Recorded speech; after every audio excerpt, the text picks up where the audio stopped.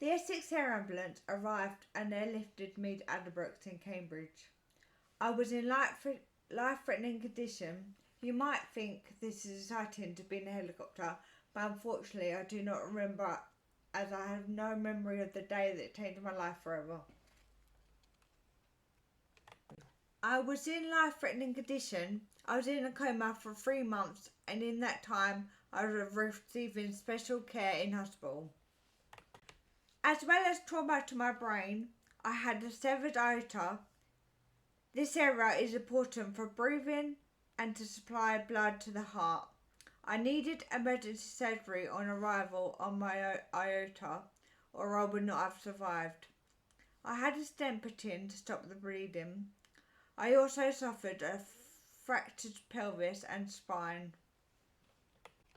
I had a support bar and I used to pull myself up on it, which wasn't normal behaviour.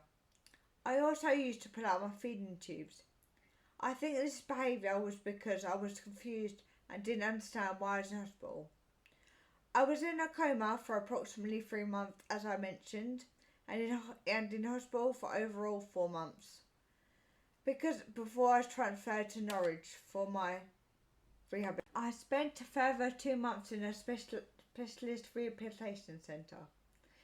I still wasn't fully aware at this point. All I wanted to do was go home.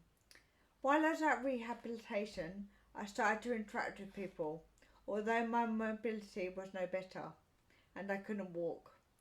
My memory was still bad at this point and I can remember driving at all, which I still can't, to be fair, but yeah. Wednesday the 21st of May 2014 was the day an ambulance drove me to Norwich so I could start my rehabilitation. When I was in rehabilitation, I thought Mum and Dad were leaving me in a crazy home.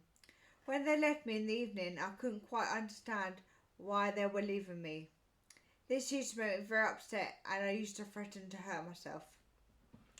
I was very unhappy there and wanted to come home.